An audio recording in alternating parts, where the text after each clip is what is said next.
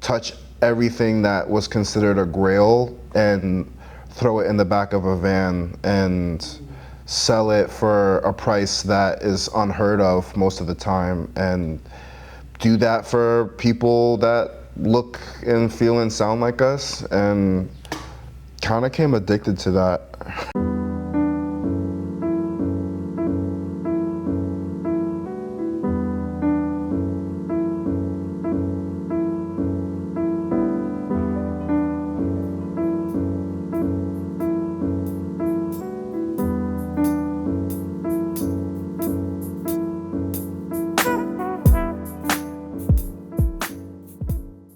My name is Ed, and I previously worked in restaurants for about 12 years prior to getting into furniture.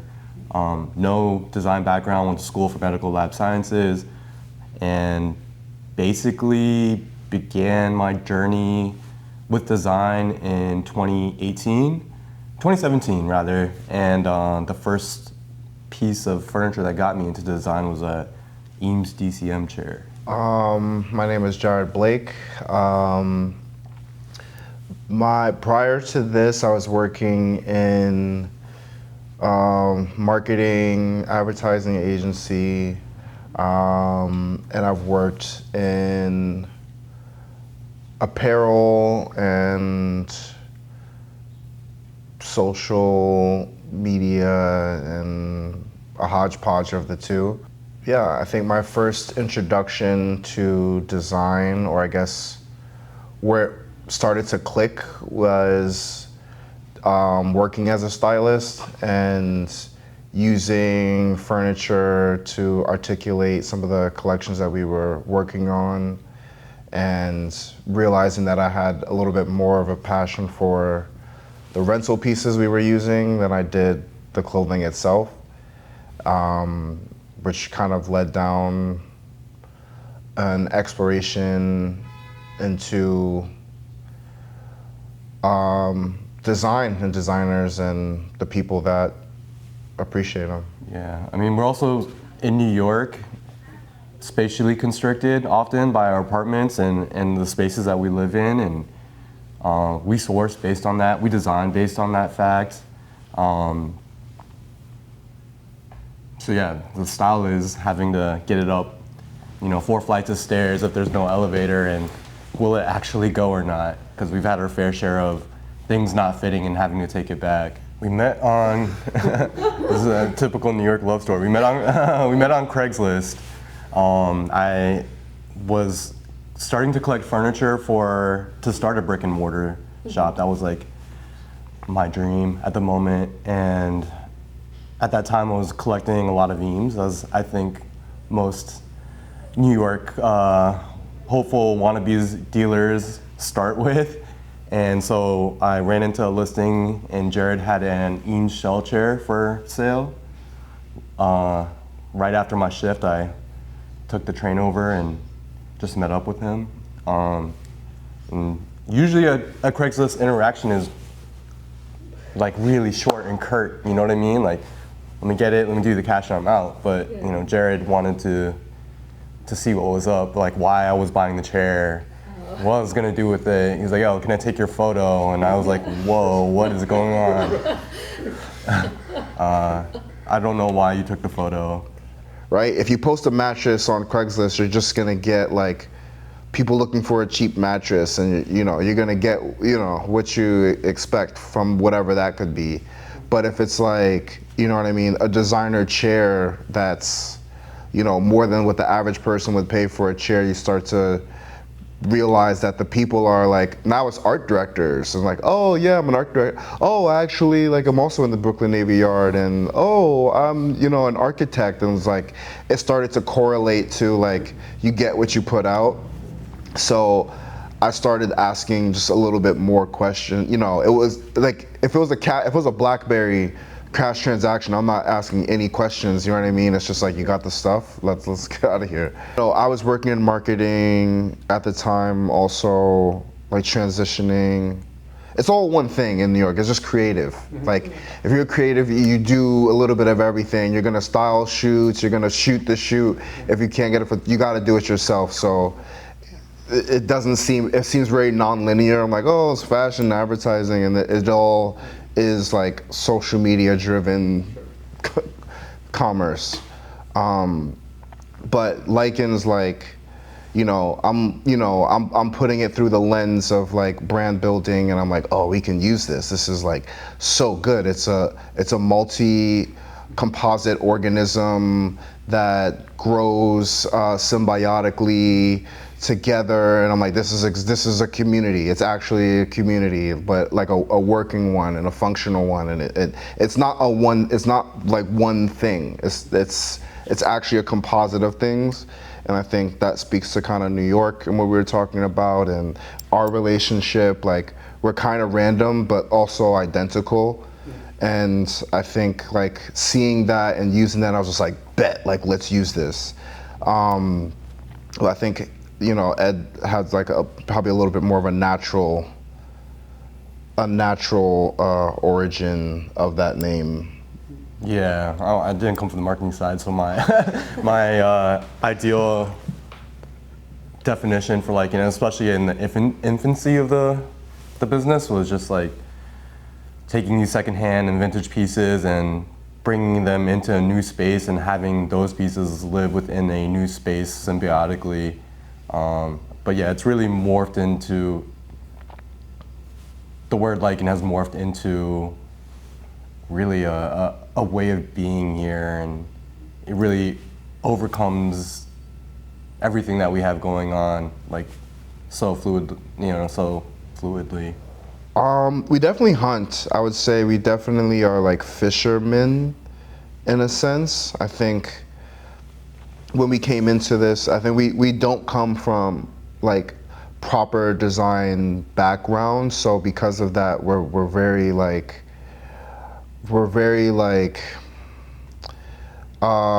curious, which I think is helpful, but we're also a healthy dose of competitive.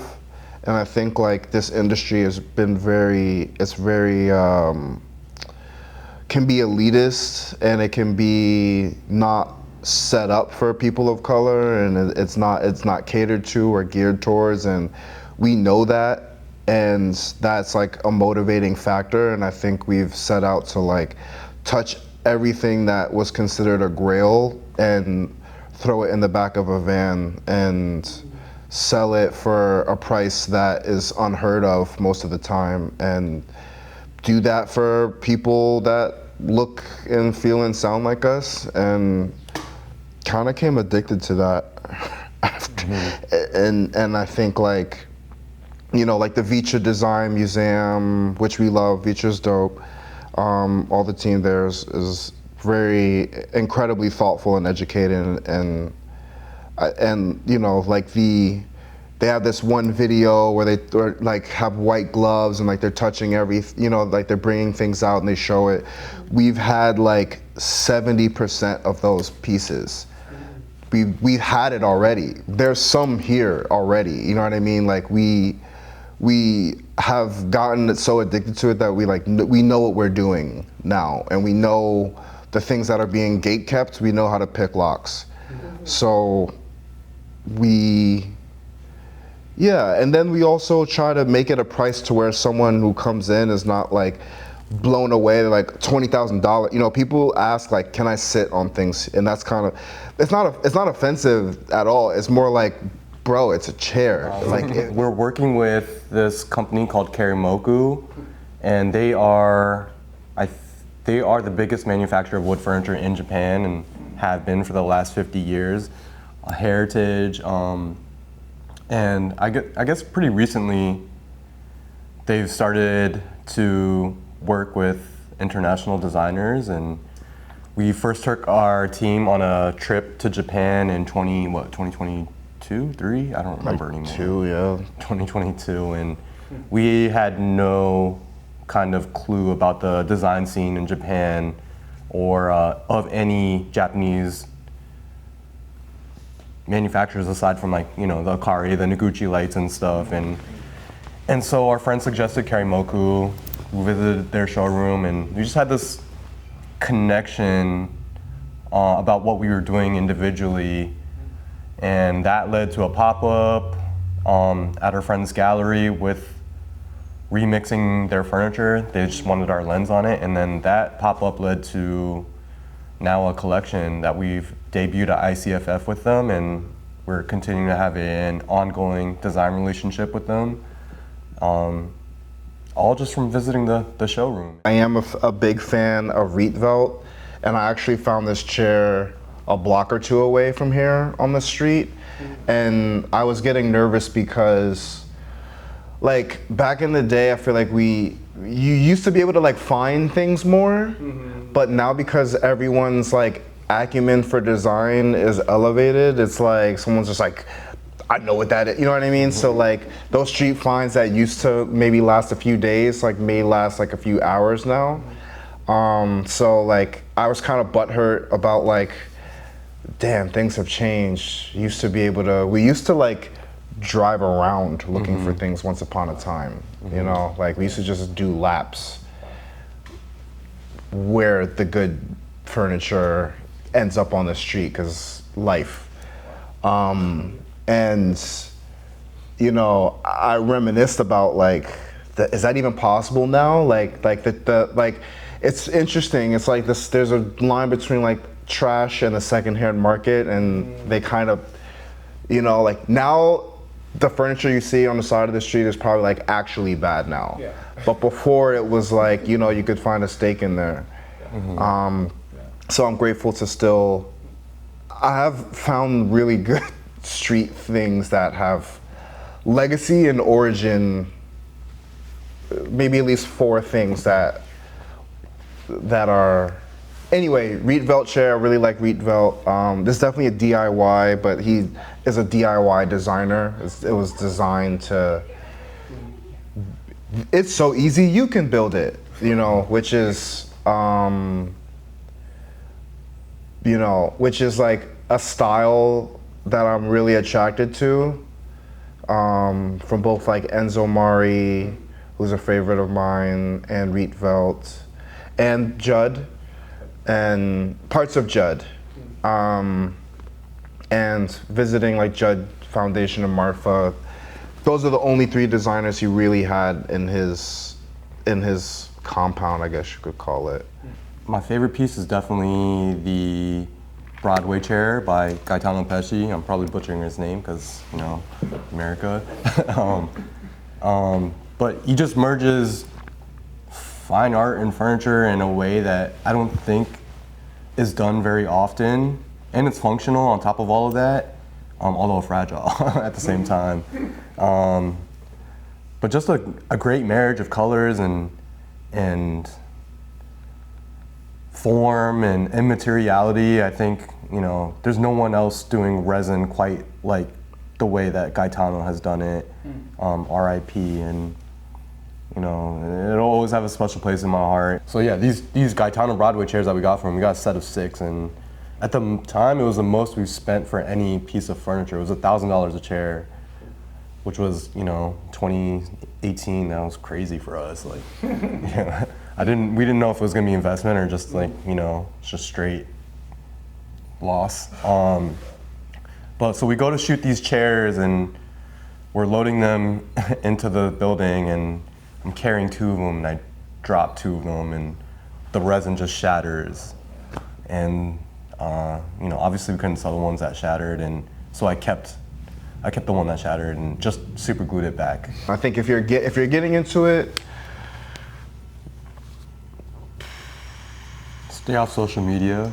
Yeah, stay off the internet. Yeah, go open a book, go travel, go to a museum. You know, take yourself out of the algorithmic world of you know, these online things that you're gonna be influenced by, and start to carve out your own kind of story. Well said. We're opening our 2nd location in this week, fingers crossed, on 109 Montrose Avenue in East Williamsburg, New York. That is going to be a culmination. Like, we consider this space an incubator. We avoid words like vintage. We avoid when we can, not like, oh, don't say that word here. But when we started, we just didn't want to be boxed in with like vintage furniture stores. So we were like, this is an incubator. And I think, you know, the marketing of that has become like a self-fulfilling prophecy in a way, where there's like multiple businesses within this business and they are growing at different rates and they're hatching. And FF&E is what we're calling the second location. And that is an evolution of the work that we've done alongside Eric, who does fragile glass. And this experience is going to be not the same as this one. We didn't want it to be Fragile Glass Junior or Lichen Junior, but like what learning from being here for 5 years, working alongside Eric, is going to look like in a physical space, and flex some different muscles that probably maybe don't make as much sense here. And in an area that's different but similar to here, so very curious to see what that comes out like. Yeah, and then Japan, those two, and taking care of home, those three things are enough for the next 2 to 5 years. We're also working on a restaurant, our first restaurant, which is our friends, and it's on the Lower East Side. Shout out Haas, Anthony, and Sadie. But we're building a lot of the seating for it. It's like their first foray into, I guess, a proper 40-seat restaurant in New York. Because prior to this, they did a lot of pop-ups, but now they have Haas Snack Bar, which is incredible, and you know, It's delicious. it's delicious. And now they're opening up a proper sit-down spot, and we're excited to be part of that journey. And you know, they're working with us in the furniture, but they're also working with a lot of their friends for like lighting and these tertiary pieces that will add character, and it's fun. It's fun getting to work with friends. Yeah. Italian or Danish? Italian. Italian. First piece you'd bring into a new apartment? Sleeping bag. Sleeping bag.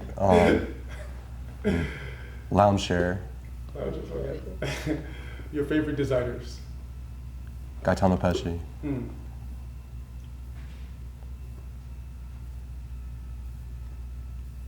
Enzo Mari.